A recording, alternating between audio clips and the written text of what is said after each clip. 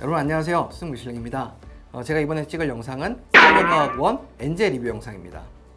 이제 생명과학 1 같은 경우에는 이제 강사분 한 분을 딱 잡고 그 커리를 쭉 따라가면서 시대인재북스에서 출판되는 엔제나 실전 모의고사를 병행하는 식으로 공부하는 게 저는 좀 합리적이지 않나 생각을 하고요.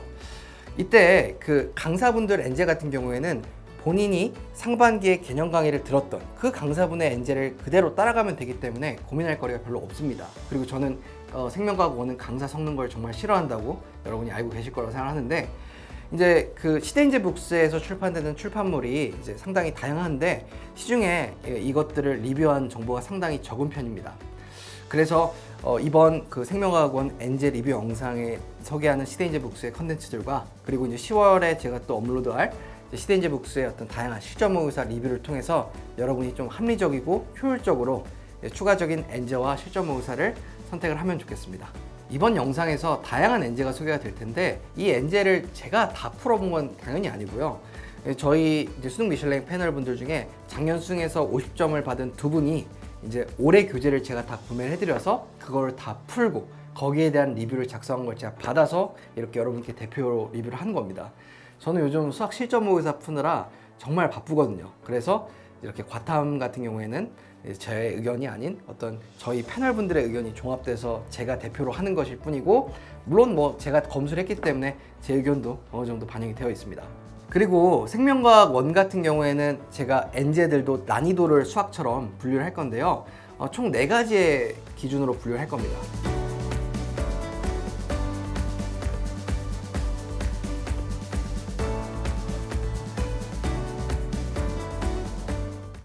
첫 번째로 소개할 엔제는 윤도영 선생님의 얼티메이트 테크닉입니다. 얼텍의 난이도를 좀 살펴보면요, 비유전 같은 경우에는 수능 이상으로 과하게 내지 않는다는 점에서 저는 레벨 1이라고 생각하는데, 이제 유전이나 아니면 신경전도, 근수축 같은 파트 같은 경우에는 수능에 아직 나오지 않은 케이스까지 다양하게 건드린다는 측면에서 레벨 2라고 생각을 합니다. 두 번째로 얼텍의 특징에 대해 알아볼 건데요, 첫 번째 특징으로는 기출에 기반한 변형 문제들이라는 특징을 갖습니다.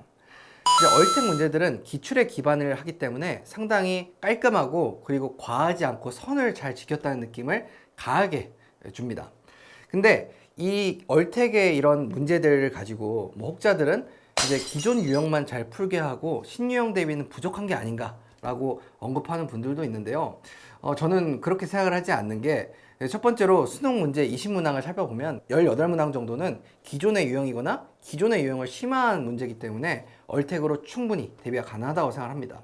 그리고 나머지 2문항 정도는 이제 신유형이 출제될 수가 있지만 그 신유형이라고 하더라도 대부분 6월, 9월에서 예고한 그런 신유형을 심화한 문제이기 때문에 이 역시도 AF6나 AF9 그리고 더그파에서 대비를 해주시기 때문에 이것도 저는 문제되지 않는다고 생각하고, 마지막으로 이제 진짜 신유형, 아예 수능에서 한 번도 나오지 않았던 신유형 같은 경우에는 이거는 뭐 어떤 강사분을 듣는다고 해서 대비가 되는 게 아니고 여러분의 기본기와 사고력으로 대비하는 것이기 때문에 저는 얼텍 정도의 구성이면 뭐 저는 전혀 강사가 대비해 줄 수 있는 최대치로 대비해 주는 거라고 생각을 합니다.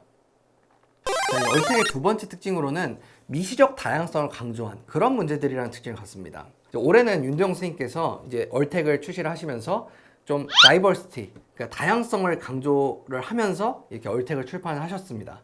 근데 이 다양성이라는 게 무슨 유형을 최대한 많이 쪼개놓는다 이런 특징보다는 한 유형에서도 상당히 미시적인 케이스까지 다 다룬다는 그런 미시적인 다양성을 갖는 특징이 있습니다. 비분리 가계도를 예로 들어드리면 이 비분리 가계도도 유형을 크게 4가지로 나눌 수 있는데, 첫 번째는 염색체가 비분리됐을 때, 그리고 염색체가 중복됐을 때, 염색체가 결실됐을 때, 그리고 유전자에서 돌연변이가 일어났을 때, 이렇게 유형은 4가지로만 분류를 하지만 이 각각 유형에 대해서도 상당히 미시적으로 또 세분류가 있습니다. 예를 들면 뭐 부모 중 한 명에게서만 비분리가 일어났을 때, 아니면 두 부모에게서 비분리가 다 일어났을 때 같은 상황적 다양성도 여러분께 문제로 구현해 주시지만, 뭐 이제 스킬적인 측면에서는 윤주 알고리즘과 윤주 메소드 그리고 윤주 뭐 오더를 전부 다 써야 되는 이런 유형의 문제도 있고, 아니면 윤주 알고리즘은 이제 형질이 제시되면서 쓰지 않아도 되지만 윤주 메소드랑 윤주 오더를 써야 되는 그런 문항도 있는 등 이 스킬을 다양한 상황에서 적시적소에 사용하는 것들을 여러분께 훈련을 시키기 때문에 윤주 스킬을 체화하기에도 정말 좋고요. 학생들이 많이 하는 말들 중에 뭐 이런 말들이 있죠. 윤도영 선생님의 어떤 스킬이 수능에 통하지 않는다. 뭐 이런 말들에 대해서도 아예 원천 차단하는 진짜 다양한 상황에서 전부 다 통하는 걸 보여주시기 때문에 저는 그런 걱정도 좀 수강생들이 안 하면 좋지 않을까 생각을 합니다. 두 번째로 소개할 엔제는 한종철 선생님의 자료 분석의 기술과 로직 엔제입니다. 첫 번째로 두 문제집의 난이도를 살펴보면요. 그 자분기 같은 경우에는 어려운 사점과 그리고 여러분의 논리 체화를 위한 훈련용 사점이 이제 주를 이룬다는 점에서 레벨 3라고 생각을 하고요. 그 다음에 로직 엔제 같은 경우에는 쉬운 사점, 어려운 사점, 그리고 훈련용 사점이 골고루 포함되어 있다는 점에서 레벨 2라고 저는 생각을 합니다. 두 번째로 자분기의 특징에 대해 말씀을 드릴 건데요. 제가 생명과학 1 같은 경우에는 강사분들을 막 섞어 듣는 걸 정말 싫어함에도 불구하고 자분기만큼은 좀 다른 강사분을 듣고 있다고 하더라도 추가로 수강해도 좋다고 생각을 합니다. 그 이유는 이제 앞부분에서 킬러 로직을 먼저 설명해주고 그 다음에 문제를 풀어주는 그런 구성 때문인데요. 이 킬러 로직을 설명해주시는 부분 때문에 다른 강사분을 듣고 있다고 하더라도 이 자분기부터 들어도 문제가 없다고 생각합니다. 다만 이 자분기가 난이도가 높은 강좌이기 때문에 기출 문제를 이제 어려운 사정까지 전부 다 소화한 다음에 그 다음에 자분기를 푸는 게 맞다고 생각을 하고요.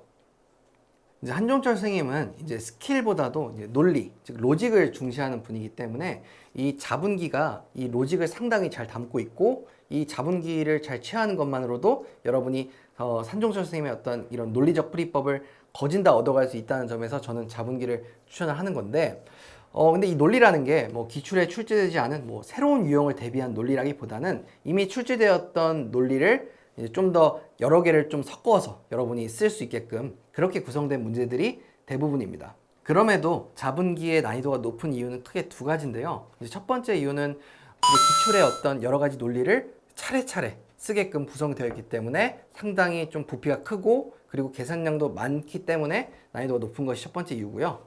이제 두 번째 이유로는 이제 그 선생님이 의도한 대로 풀지 않으면 여러분이 기류를 무한으로 쓰게 되거나 아니면 상당히 돌아가게끔 문항이 설계가 되어 있기 때문에 이 의도대로 풀어야 한다는 점에서 난이도가 높은 것입니다.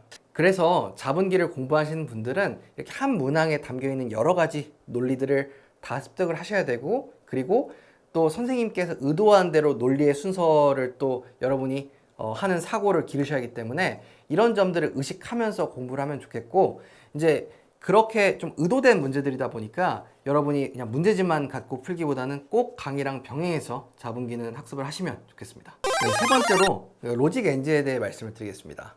로직 엔제는 파트 1은 강의용이고요. 186문항으로 구성되어 있습니다. 파트 2는 파트 1에서 배운 것들을 체화하는 그런 문제들이고 총 446문항으로 구성되어 파트 1과 파트 2를 합치면 632문항으로 여러분께 충분히 문제의 양을 제공을 해주십니다. 먼저 그 로직 엔제의 비킬러 파트의 경우에는 뭐 기출 문제나 아니면 EBS에 기반을 둔 그런 지엽들을 제시를 하고 여러분께 문항으로 공급을 하기 때문에 저는 근거 있는 지엽이라고 생각하고 과하지 않다고 생각합니다. 이 정도 지엽을 잘 공부하는 것으로 저는 이제 비유전 그리고 비킬러 파트에 대한 대비가 어느 정도 완성이 될 거라고 생각하고요. 그리고 이제 유전이나 킬러 파트 같은 경우에는 그 로직 엔제가 자분기와 비슷하게 좀 기출에 여러 가지 논리가 섞여 있는 그런 문제들이 많고 볼륨도 크고 계산도 좀 있지만 그럼에도 불구하고 자분기는 좀 모래주머니 효과를 노리는 그런 훈련용 그런 엔제였다면 로직 엔제 같은 경우에는 비교적 조금 더 그 평가원 난이도에 가까운 문제들이라는 점에서 좀 난이도가 조금 더 낮지 않나 생각을 합니다. 그리고 자분기는 훈련용이고 여러분에게 논리를 체화하는 그런 문제 성격이 강했다면 로직 엔제 같은 경우에는 조금 더 트렌디한 유형, 조금 더 트렌디한 논리를 더 집중적으로 새롭겠다는 특징도 같고요. 이런 특징을 갖는 로직 엔제지만 그럼에도 불구하고 저는 로직 엔제부터 한종철 선생님을 듣는 건 그렇게 추천하지 않는데요. 왜냐하면 자분기 같은 경우에는 문제를 풀기 전에 킬러 로직이 있어서 여러분이 그 한종철 선생님의 논리를 먼저 배운 다음에 문제를 접할 수 있게 구성이 되어 있지만 로직 엔제는 그런 부분이 상당히 짧게 지시가 되기 때문에 저는 로직 엔제를 하실 분들이라면 최소한 자분기를 듣고 듣거나 혹은 철추철미와 자분기를 듣고 듣는 걸 추천을 드립니다. 세 번째로 소개할 엔제는 백호 선생님의 올 바이오 인 1입니다. 이 올 바이오 인 1의 난이도 같은 경우에는 전 레벨 1이라고 생각을 합니다. 두 번째로 올 바이오 인 1의 특징에 대해 말씀드릴 건데요. 가장 이제 하고 싶은 말은 여러분이 기출 문제를 풀고 처음으로 좀 엔제를 접하기에 좋은 문제라는 겁니다. 그렇게 많이 어려운 문제집이 아니기 때문에 여러분이 좀 실력이 없으면 없을수록 좀 더 빛을 발하는 그런 문제집이라고 생각을 하는데요. 이제 비킬러 그리고 비유전 파트를 좀 살펴보면 거기에 있는 선지들이 상당히 기출에서 빈출된 함정 선지들, 그리고 그거를 살짝 변형한 그런 선지들이기 때문에 기출에 기반을 뒀다는 점에서 과하지 않고 깔끔하다는 특징이 있고요. 그리고 유전이나 아니면 킬러 유형인 뭐 신경전도나 근수축 같은 파트는 뭐 이제 기출의 논리를 그대로 담거나 혹은 살짝씩 변형한 그런 문항들이 대부분이기 때문에 뭔가 여러 가지 기출의 논리를 섞었다거나 아니면 복잡도를 높이고 계산량을 높인 그런 문제들이 아니라는 점에서 저는 유전에 대한 자신감이 없고, 그리고 뭐 그 신경전도나 근수축에서도 좀 많이 막히는 그런 불안감을 갖는 학생들이 접하기에 좋은 문제집이라고 생각을 합니다. 세 번째로 올 바이오인 1의 수강 팁에 대해 말씀을 드릴 건데요. 이제 올 바이오인 1은 상크스까지 듣고 그 다음에 듣는 게 가장 이상적이겠지만, 여러분이 이제 시간이 너무 없다 이렇게 느껴지는 분들은 섬기한 이후에 올 바이오인 1으로 바로 들어가는 것도 저는 괜찮지 않을까 생각을 합니다. 이제 올 바이오인 1의 이제 고난도 스킬이라고 이제 설명하시는 부분이 있는데, 여기서 여러분이 이제 그런 필수적인 유전 문제를 푸는 거라든지 아니면 뭐 신경 전도나 근수축을 푸는 그런 문제풀이 팁들도 전부 다 압축해서 설명을 해주시기 때문에 저는 차라리 그냥 올 바이오인 1을 두 번, 세 번 반복해서 푸는 것으로 유전의 기본기를 다지고, 그리고 비킬러와 비유전의 함정선지와 지엽선지까지 대비하심이 좀 좋지 않을까 생각을 합니다. 네 번째로 소개할 엔제는 디카프 스타터와 디카프 어댑터입니다. 첫 번째로 난이도에 대해 말씀을 드리면, 디카프 스타터의 경우에는 레벨 1이지만 이제 가계도 파트 같은 경우에는 레벨 2를 줄 만큼 좀 난이도가 있는 편이고요. 그리고 디카프 어댑터 같은 경우에는 레벨 3라고 생각을 합니다. 두 번째로 디카프 스타터의 특징에 대해 말씀을 드릴 건데요. 이제 스타터라는 이름 때문에 여러분이 좀 상당히 좀 쉬운 문제집이 아닐까라고 오해하실 수 있는데, 이제 이 스타터는 이제 비킬러랑 킬러의 난이도 차이가 좀 큰 편입니다. 특히 킬러 중에서도 가계도나 신경의 전도 같은 경우에는 좀 레벨 2를 줄 수 있을 만큼 난이도가 있는데, 이 가계도가 어려운 이유가 기출의 논리뿐만 아니고 좀 이제 새로운 어떤 논리가 가미된 그런 문제들이 좀 수록이 되어 있기 때문에 제 난이도가 좀 높다고 말씀을 드리는 거고요. 그리고 이제 신경 전도 같은 경우에도 난이도가 있는 편이지만, 그래도 여러분이 기출에 있는 신경 전도를 전부 다 학습을 했다면 충분히 풀어볼 만한 문제라고 생각합니다. 그리고 이제 근수축 같은 경우에는 이제 좀 무난한데, 좀 좋은 점이 작년 수능에 새로 나왔던 그런 신유형을 반영한 문제들이 꽤 수록되어 있다는 점에서 이런 신유형을 지금 대비할 수 있는 문제가 많이 없는 상황에서 좀 이런 스타터로 그걸 대비하는 게 좋지 않나 그런 생각이 들었고요. 그리고 세포 분열이나 그리고 기타 유전 같은 경우에는 이제 기출의 논리를 그대로 좀 이용해서 여러분이 풀면 충분히 풀 수 있는 그런 문제들이기 때문에 좀 무난하다고 생각이 들었습니다. 그리고 이제 비유전 그리고 비킬러 같은 경우에는 좀 선지들이 좀 기출에 기반한 선지들이 많기 때문에 뭔가 낯선 선지, 새로운 선지보다는 이런 기출에 기반한 선지로 여러분이 기출을 다시 한번 재점검하는 그런 선지들로 많이 구성이 되어 있습니다. 세 번째로 디카프 어댑터에 대해 소개를 드릴 건데요. 디카프 어댑터는 총 10세트로 구성되어 있고 한 세트당 13문제로 구성되어 있습니다. 이 13문항을 좀 더 깊게 살펴보면 5문항의 자료 해석 문제, 그리고 1문항의 근수축, 1문항의 신경전도, 그리고 2문항의 세포분열, 그리고 4문항의 유전 및 가계도 문제로 구성되어 있습니다. 이 중에서도 비킬러에 해당하는 이 자료 해석형 문제 같은 경우에는 시중에서 퀄리티가 원탑이라고 생각을 하는데요. 그 이유는 이제 요즘은 자료 해석형 어떤 선지들이 강조되고 있는데, 교육 과정에 맞춰서 그런 선지들이 상당히 잘 만들어져 있고, 그리고 그러면서도 이제 기존의 함정으로 출시되는 그런 선지들도 많이 포함되어 있으며, 또 이 함정 선지들을 응용한 응용 선지까지 포함되어 좀 다양하게 여러분의 비킬러를 대비시켜준다는 그런 점에서 최고의 문제집이 아닌가 생각을 하고요. 킬러 파트 같은 경우에는 기존의 기출 문제에서 출제되는 논리와 그리고 새로운 논리가 가미돼서 만들어진 문항들이기 때문에 여러분이 킬러를 좀 낯설게 대비하기에도 정말 좋은 문제들이라고 생각을 하는데, 이 10세트를 풀다 보면 좀 반복되는 논리들이 있어서 여러분이 너무 부담은 안 가져도 좋지 않을까 또 생각을 합니다. 제가 5번째로 소개할 문제는 인델의 인서트와 딜리트입니다. 먼저 이 두 문제집의 난이도는요, 먼저 인서트 같은 경우에는 제가 시중 문제집 중 유일하게 레벨 4라고 생각을 하고요. 그리고 딜리트의 경우에는 레벨 2와 레벨 3 중에 고민을 했는데, 그래도 딱 이 중간인 한 2.5가 적당하지 않나 개인적으로 그렇게 생각을 합니다. 두 번째로 인델 인서트의 특징에 대해 말씀을 드릴 건데요. 이제 앞서 언급드린 대로 인델 인서트는 시중 엔제 중에 가장 어려운 그런 문제집입니다. 근데 그 어려운 이유가 크게 두 가지로 볼 수 있는데, 첫 번째로 이제 일부 문항들이 아예 기출의 어떤 논리와 결은 비슷한데 새로운 논리, 그리고 확장된 논리로 이루어졌다는 점에서 어렵다고 생각합니다. 일반적으로 그 이제 시중 엔제들이 그 난이도를 높이는 방법이 기출의 논리를 가져와서 그 논리를 여러 개 섞어서 어렵게 만드는 경우가 있고, 혹은 이제 기출의 논리를 이제 답습하면서도 어떤 새로운 논리를 살짝 추가해서 어렵게 만드는 경우가 대부분인데, 인델 인서트의 이제 몇몇 문항들은 아예 이제 기출과 결은 비슷하지만 새로운 논리, 그리고 확장된 논리를 여러분께 요구를 하기 때문에 이제 그걸 사고하는 과정 자체가 어려운 그런 문제집이라고 생각을 하고요. 두 번째로 어려운 이유는 그 인델 인서트는 그 우선 조건들이 정말 오밀조밀하게 아주 밀도 있게 이제 제시가 되고, 그 조건들을 하나하나 전부 다 꼼꼼하게 따져서 해석해야 한다는 점에서 어렵다고 생각합니다.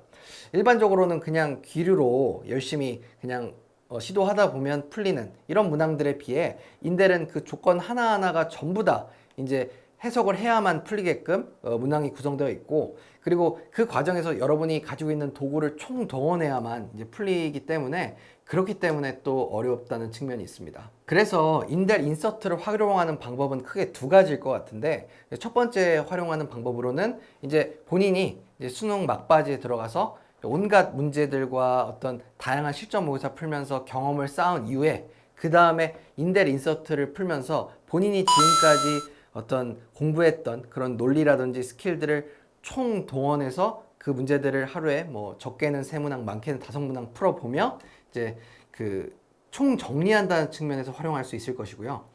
그리고 이제 두 번째로는 이제 여러분이 그 문제를 보고 조건을 전부 다 파악을 한 다음에 여러분이 해석할 수 있는 조건들을 다 해석하고, 그리고 이제 막히면 해설지를 꺼내서 해설지에서 내가 해석하지 못한 조건은 무엇이고 여기서 어떤 도구를 써야 되는지 이런 것들을 하나하나 정리해가며 해설지와 비교해가며 공부하는 방법이 있을 것입니다.